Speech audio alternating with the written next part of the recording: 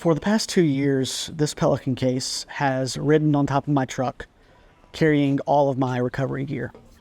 You see, it's seen hot summers, a lot of humidity, some snow, a ton of rain, but more importantly, it's seen a lot of wind. In fact, this case right here has been across the country and back. It's seen around 30,000 miles in that 2 years. I daily drive this vehicle. It doesn't fit here in the garage, and it also does not fit in the parking garages at work. It's weathered some. The sticker over there is coming off, but overall, it's holding up really, really nice, and most importantly, it doesn't leak. Now, it's too cold or wet outside for me to properly open this up and give you a tour, but in the essence of providing you value, I'm going to take this case off for the first time in 2 years. It needs a little TLC. We're going to bring it inside. I'm going to open it up, and I'm going to show you not only what the weather has done to this thing, but also what I carry inside on the daily for all of my recovery gear. So let's get into it. So this case was delivered and installed back on February 23rd, 2022. If you want to be technical, today is January 25th, 2024. So I'm just 1 month shy of owning this for 2 years. In terms of specifics, this case is the Pelican IM3100 without foam.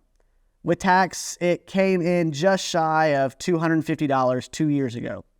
Now, we could argue the pros and cons of all sorts of cases that are out on the market today, but that isn't what this video is about. I solely purchased this case as I've used Pelican cases for over a decade. In fact, here's my first Pelican case I ever owned back in 2013, the legendary 1510. It's still holding up just fine. My day job is running a video production company, and I can't count the amount of Pelicans we own, and we've never had an issue with one. They've seen thousands upon thousands of airline miles, and have always protected our gear. That is the only reason why I went with this case. Now, it's for sure faded, and like I mentioned, the Pelican sticker is starting to come off, but the latches and the handles are in great shape. Opening up the case, we're greeted with most of the recovery gear that I carry full-time in the truck. Of course, I've got my Max Tracks on the side of the truck, as well as a Factor 55 hitch receiver and a 10,000-pound winch up front. But everything else, recovery gear related, is right here. Now, taking up the most room probably in this entire case is my Factor 55 kinetic rope. You'll notice that it's pretty clean. Well, I guess I could say that's because I drive a Toyota. I'm just kidding. This is, in fact, a newer addition to this kit, and there's another new addition back here as well that I'll show you here in a little bit. I do put zip ties around this stuff, kind of just to keep it compact, and it's worked out really well. So I'm going to go ahead and take this out. It's pretty easy to just pull right out, and as you can see, it's just all together like that. Next on the list is, of course, a pair of work gloves. I have a brand new pair right here that I just kind of keep together. That way, if I ever have to give an extra pair to somebody, they have work gloves, as well as just another pair right here. And then I also do keep 2 pairs of mechanics gloves inside the vehicle. So I've got plenty of work gloves if you're ever dealing with rope or steel cables on a winch line, or even just having to get under a vehicle and work on it, or put on any sort of recovery points. It's always nice to have a good set of gloves. That way your hands stay clean, but also you don't pinch your fingers or anything like that. I carry an extra dog leash in here. Unfortunately, our dog passed away back last February. But of course, it's always nice to have this in case you ever come across, a dog just out loose. And then also, you can use this if you need to in a pinch to tie something down. It's nylon. It's a nylon material, so it's probably going to hold up just fine for a temporary solution. So I keep that in there as well. Next on the list is something that's part of my electrical system, actually. I keep extension cables in here. So I do have a 120 or a 110 outlet, so I can pull power from the truck while also I don't need to be right near the truck. I can kind of back away from the truck. I also have a few extra fuses in here. fuses, stuff like that, just to make sure I can maintain my electrical system if a fuse does get blown. Of course, you have to have a hatchet. And for this hatchet, I have a East Wing. Great hatchet, good for just making some kindling or anything like that. It's definitely not good for like splitting a log, of course, but it definitely does the job if I ever need to just make a few things of kindling for a campfire, knock down a few branches on a trail or something like that. Good to have, good grip, sharp edge. East Wings are always good. East Wing makes great hammers. And so their little hatchets are great as well. Next on my list is, of course, just a pair of jumper cables. I obviously use Blue Ridge Overland bags for keeping all my gear organized. I actually have one right here that has all the electrical stuff. I forgot to mention that, but Blue Ridge Overland gear makes incredible bags. So I kind of keep as much stuff in them as possible just to kind of keep them separated and organized. So I've got jumper cables, as well as I got a 300 watt power inverter. That's just a 12 volt, and then another extension cable. You can never have too many extension cables, never too many power solutions, just to make sure that you stay powered up, or you can power somebody else up in case they run into any issues. Labeled it red, that way when I open up the case, I can at least know like this is power. I guess red and positive battery cables, stuff like that. I at least know that I can grab this, and it's got the jumper cables. I do carry a one of those Noco jump starters in the truck as well. So if I ever really have to jump anybody off, I use that because I've always had success with that. But in case that battery was ever dead, it stays in the truck full time. So if I forgot to charge it for 6 months and I pull it out of the truck and it's dead, I at least have another set of jumper cables, not only to jump myself off, but if I need to jump somebody else off. Next up on the list, of course, another Blue Ridge Overland gear bag. This is going to be more actual recovery gear. So in here, I'm going to have soft shackles, of course. This is from Blue Ridge Overland Gear. They make great soft shackles. So I've got 2 of those. I've also got a D-ring from Factor 55, another great addition.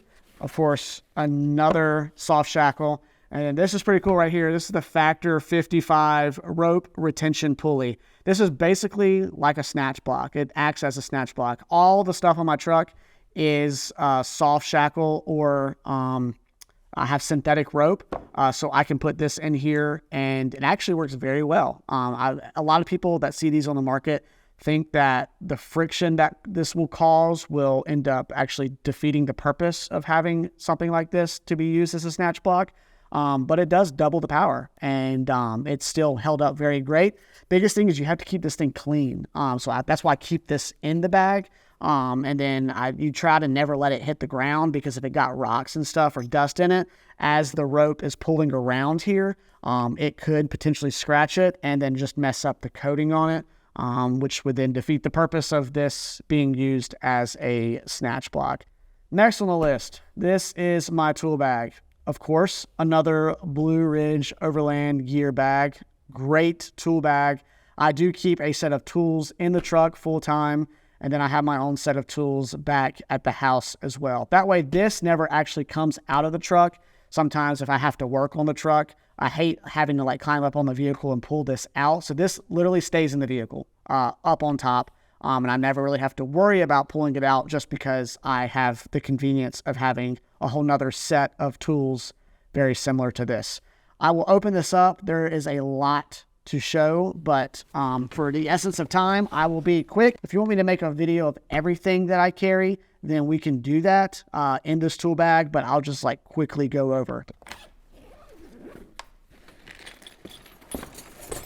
So as you can see, of course, inside, more Blue Ridge Overland Gear bags. I'm a big Blue Ridge Overland Gear guy. I'm in the state of North Carolina. They're just right up the road, up in Virginia, I believe. So East Coast people love supporting small business. Their bags are very high quality. They are on the pricey side, but that's what you get for paying for high quality. Of course, I've got Allen's as well as Torx. That's what I keep in here. This is all my 3/4 inch drive sockets. And then I keep just an extra fastback from Milwaukee. This right here is actually just extra bits and bobs for my racks. So like bolts to kind of keep everything together. I've got some thread locker. I've got the tool to adjust my coilovers from Icon Vehicle Dynamics. Just kind of extra parts, hardware, I would say, actually, just for racks and tents and stuff like that. Down in this one, I keep spark plug sockets as well as a few converters for like 3/4 inch down to 1/4 inch, as well as a 3/4 inch to 1/2 inch and a 1/2 inch to 3/4 inch. That way, if I don't have the right ratchet, that I can at least convert if I need to in a pinch. These right here are all of my wrenches. I've got standard as well as metric in here. This was like just a weird gear wrench set. I also have the standard as well as a few of the ratcheting ones as well. Finally, at the very end is all of my 1/2 inch sockets as well as the axle nut. I would use this on an impact gun. I would not even try to attempt to use this on a ratchet, but these are all my 1/2 inch drives. So like that's like my full toolkit that I carry in the truck, and it's never let me down. Next up on the list is just a tire repair kit from ARB. I think everyone should always have one of these in their vehicle, as well as learn how to actually use it. I know a lot of people that buy this, put it in the truck, and then the first time they actually need to use it is when they have a flat tire, and then they're sitting on the side of a trail or on the side of the highway and have no idea. Luckily, this comes with instructions inside. That's what I used the first time. I learned how to do it many years ago. But I've used it plenty since then, not only to repair ones on my vehicle, but also other people's vehicles, my wife's vehicles. Great kit. It's got plenty of strips for repairing. As you can see, I've used quite a bit of them over time, and it's lasted me, oh gosh, probably 7-8 years now that I've had this. I had it in my Jeep. Now I have it in my Taco. It's got valve stems, stuff like that. Perfect. I love it a lot, and it's worked just fine for me. We're getting to the end here. I have a breaker bar, 1/2 inch, big boy breaker bar.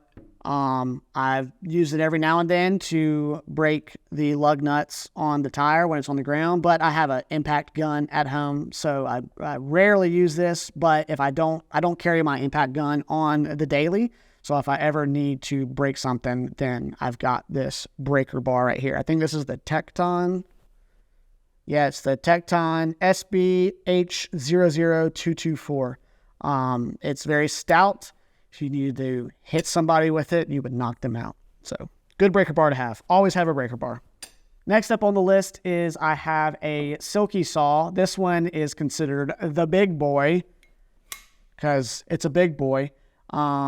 I am starting to transition away from this, and I might start carrying a chainsaw, just because there has been a few instances where we've run into larger trees that were down that this would have taken forever to cut through. Luckily, I was with another group of people, and someone had a chainsaw. But this is good to have just if you need to get some limbs down on a trail. I wouldn't rely on it too much to like save you from getting out from a storm, but a good thing to have in your recovery case if you need to cut some branches or anything like that, especially if you need to cut branches for the next piece of gear, which is a tree saver from Factor 55. Again, it looks brand new. That's because it is. This was recently added to the kit along with my kinetic rope from Factor 55. Of course, I keep a zip tie around it just to kind of keep it compact. I do carry extra zip ties in the vehicle, so if I ever need to use it and I need to cut it, I can zip tie it back up and put it in here when we're all finished with it. This is a must to have in your recovery gear. I'm a big proponent of taking care of the lands that we are allowed to be on. And one of those things is if you ever need to self-recover yourself, not to just wrap a steel cable. One, you don't want to be wrapping a synthetic line around a tree because you're just going to tear it up. Having this will not only save the tree, it'll save your synthetic rope. And then, of course, if you're using a steel line, don't be putting a steel line around a tree. Use a tree saver, and it'll keep trails from getting shut down. Especially here on the East Coast, we deal a lot with that, of trails getting shut down because of misuse. So having a nice tree saver to self-recover is always good to have in your recovery kit. The most heavy portion of this case, I always put this, the wheels are actually down here, so if I ever have to like carry this case, there's a reason that I have this at the bottom. It's because this is heavy. This is just a nice little hydraulic bottle jack. I keep the handle inside the vehicle, but this is perfect for a quick tire change. That's about it. Usually if we are out on the trail, I'll carry like a farm jack or something like that. But this is good to have if you're on the road. I can just put this under the diff or even on one of my skid plates, and it actually comes up pretty high. It comes up a lot higher than the stock jack that comes from Toyota. Again, really only use this like on asphalt. I wouldn't use this on the trail. And of course, if you need to do something on a trail, something like one of those off-road like Badlands or I think it was like Pro Eagle. Those jacks are pretty nice. Of course, then a farm jack, if you know how to use one, that's usually what I use. But having a nice little bottle jack for quick emergencies, not only for yourself, but other people on the road is good to have. Some quick details just about the case. As you can see, I have holes drilled in all four corners along with washers that then bolts come through. Those bolts are insetted into the T-slots of my Prinzu roof rack, and then I can put nuts inside of here to then put this on the Prinzu rack and keep it tied down. The gaskets along the case are still nice. They are firm. There's no sort of cracking on this or dry rotting. So the case has held up perfect. So that'll do it for this video. I hope you at least learned something today. If not, you got some inspiration of what maybe you should carry for your self-recovery gear. Am I going to change anything? Probably not. I've got everything that I need in terms of self-recovery. But if you think there's something that I am missing, let me know down in the comments. If you've enjoyed this video, I would really appreciate it if you hit the like button as well. If you like the content that I'm putting out, make sure to hit the subscribe button, and you can be notified when I post my next video. Other than that, I'll see you guys in the next one.